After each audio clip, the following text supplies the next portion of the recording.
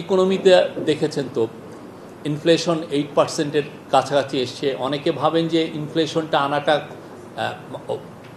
মানে এটা যে কত বড় একটা কষ্টসাধ্য বিষয়, অনেকে এটা বুঝতে পারেন না। ইনফ্লেশন যদি স্টাবনলি যদি আটকে থাকে, তাকে নিচে নামিয়ে আনা খুবই কষ্টসাধ্য একটা বিষয়, এবং এই গভর্নমেন্ট সেটা অ্যাচিভ করেছে। ফুড ইনফ্লেশন বোধহয় গত বছর 14% পর্যন্ত উঠে গিয়েছিল, সেই জায়গায় এখন ফুড ইনফ্লেশন 7.5%, এবং এটা নামবে। টাকা ডলারের এক্সচেঞ্জ রেট একটা স্ট্যাবল হয়েছে, রিজার্ভ বাড়ছে, এবং রিজার্ভ বাড়ে অবশ্যই আমরা আমাদের প্রবাসী ভাই বোনদেরকে ক্রেডিট দেই, but at the same time Bangladesh bank যেই মেজারগুলো নিয়েছে এটা হেল্প করেছে।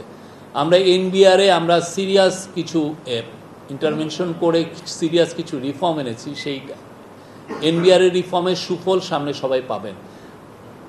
আমরা বিডাতে বাংলাদেশ ইনভেস্টমেন্ট অথরিটিতে আমরা রিফর্ম এনেছি, এবং এইটার সুফল আসতে শুরু করেছে, এবং আমরা মনে করি আগামী গভর্নমেন্টের সময় আপনারা দেখবেন যে আমাদের খুব ভালো ইনভেস্টমেন্ট আসছে বিদেশের থেকে।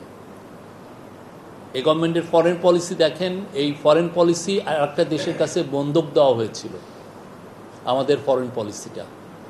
এখন এই ফরেন পলিসি ইন্ডিপেন্ডেন্ট, আমরা সবার সাথে সুসম্পর্ক রাখছি, সেটা ইন্ডিয়াই হোক, সেটা চায়না হোক, ইউএস হোক, সবার সাথে আমরা একটা সুসম্পর্ক। সবার কাছে আমি চাই যে আমাদের সাথে তার সম্পর্ক হোক মর্যাদা এবং ন্যায্যতার, এবং সেই জায়গাটায় আমরা গিয়েছি। এবং সবচেয়ে হচ্ছে যে আমরা একটা সবার জন্য একটা স্পেস তৈরি করেছি, যেখানে একটা কালচারাল উত্থান হয়েছে, সবাই তার এক্সপ্রেশন করতে পারছেন। ফ্রিডম অফ প্রেসের জায়গায় কেউ বলতে পারবে না আমরা কারো কণ্ঠ রোধ করেছি, কেউ বলতে পারবেন না। যদি হয় আমাকে জানাবেন।